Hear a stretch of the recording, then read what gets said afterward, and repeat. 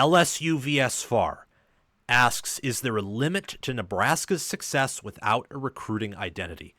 Love to talk to LSU vs. FAR. Honored that you asked this question. I'm going to try my best to answer it. So, Nebraska, if you look at their 2025 recruiting class, 20th overall, 13th in the portal, 22nd in the composite. And overall, they got 37 commits with an average rank per recruit of an 88.64. They right now have 13 enrollees and 7 signed letters of intent. They only had 20 high school players, almost as many transfer portal players. And if you break it down by state, 6 from Nebraska, 2 from Kansas, 2 from Missouri, 2 from Texas, and then 1 each from California, Colorado, Florida, and Hawaii. Also Kentucky, North Dakota, South Dakota, Utah. Really focusing in on recruiting the middle of the country. Nebraska, 6, Kansas, 2, Missouri, 2. That puts you at 10 right there. And then Colorado, 11, and then North Dakota, South Dakota, that's 13. Almost 75% of their recruits, definitely over 2/3, came from the plain, or at least around 2/3, came from the plains or the area surrounding the plains, states bordering the plains, and more of them from the north or the middle of the country, Missouri, Kansas, Nebraska, the Dakotas, than Texas, where they only got 2. Their 2 recruits from Texas were Brycen Weber, a 3-star corner who's an 89 overall, only 1 overall higher from a 4-star. And you also had Malcolm Simpson, who is a 91 overall player on the defensive line, 6'3", 255 pounds from Hitchcock. I think what LSU vs. FAR is asking here is that Nebraska used to recruit more in Texas. And Fox, whether it's Joel Klatt and Gus Johnson, used to always talk about this, especially during the Scott Frost era. I imagine they still talk about it here and there. And others have pointed out that ever since leaving the Big 12, Nebraska's recruiting identity has kind of, it's been unstable, and it's not been good, and it has not played well to their program. Now, certainly there have been more things than recruiting that have gone poorly for them. I mean, Frost recruited top 25 classes and then just couldn't develop them. Then you look at the 2026 recruiting class where Nebraska's teetering on almost being outside the top 70. It's very early in the cycle. I imagine Nebraska is going to be a team that rises and gets some better recruits as the 2026 recruiting class goes on. But right now they only have 1 player from Nebraska, the 11th best player. And many other players in that state right now are committed, the better players particularly, to Iowa State, including the number 1 overall player in Nebraska for 2026 quarterback, Jet Thamala, who's a 90 overall player, almost a top 200 level player. When you're Nebraska and your home state doesn't produce elite level talent, and you're trying to go after elite level talent, but you also want the homegrown kids because that's a part of your tradition and they give you some insurance, just listening to that already is very complicated. And this is something I want to do more research on. But just intuitively answering that question, I do think Nebraska's recruiting limits their success. I do. I talked about this with a friend of the channel, a close friend of the channel, who I would consider a college football expert and knows more than I do on a lot of things. And he thinks that Nebraska's the only blue blood currently who should not expect to win a national title. Because in his own mind, in his own words, paraphrasing here, they don't have the recruiting footprint to get top-tier talent. Think about Michigan or Penn State or Ohio State, or heck, even a program like Washington, who isn't a blue blood but a member of the Big Ten. Those teams, their home states produce better football than Nebraska does, and oftentimes by a mile. I mean, Bryce Underwood, Dante Moore, 2 quarterbacks I'm going to be talking about in the live segment where I'm answering this question.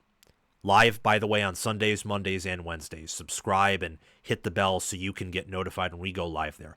Love to have you viewers of these videos on my live shows more consistently. Anyway, they came from Michigan. We'll be talking about those quarterbacks in this upcoming segment or two. In Ohio, they've produced, like, Sonny Styles, for example, produced Tavian St. Clair. They have produced even some lower-level 3-stars, like, for example, Rod Moore, who went to Michigan and became an NFL safety. Washington produced JT Tuimoloau, Emeka Egbuka. I'm mainly listing off higher caliber Big Ten players, and obviously a lot of them are Ohio State players because Ohio State and Oregon are the best recruiting programs.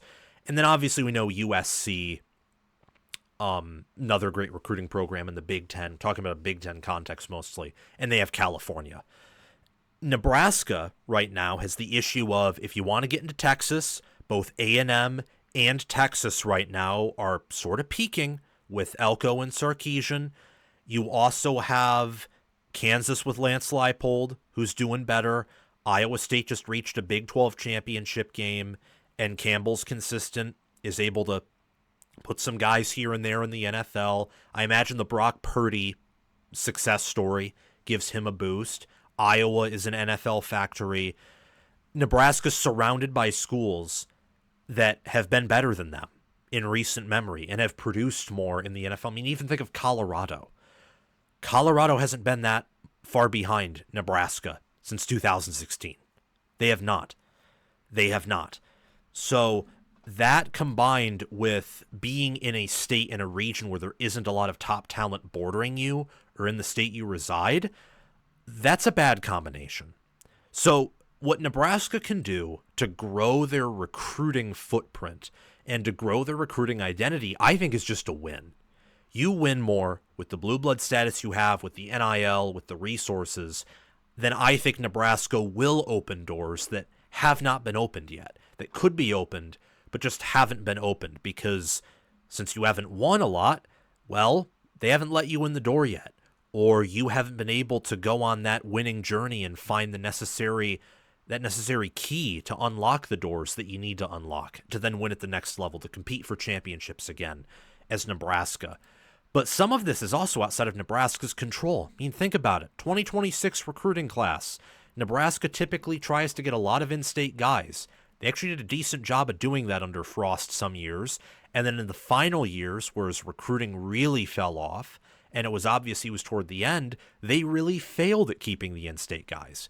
And for the 2026 class in Nebraska, the number 1 overall player is committed to Iowa State, and then number 3, 4, 5, 7, 9, 10, the top out of all the top 10 players in the state of Nebraska for 2026, only 3 of them are uncommitted. The rest are committed to either Iowa State or Northwestern. 2 are crystal balled to Nebraska, though, but still, it's probably not good enough. But Nebraska may be able to flip some of those guys. I'm not a recruiting expert either, but go back to 2024's recruiting class, which was 18th in the composite and got Dylan Raiola.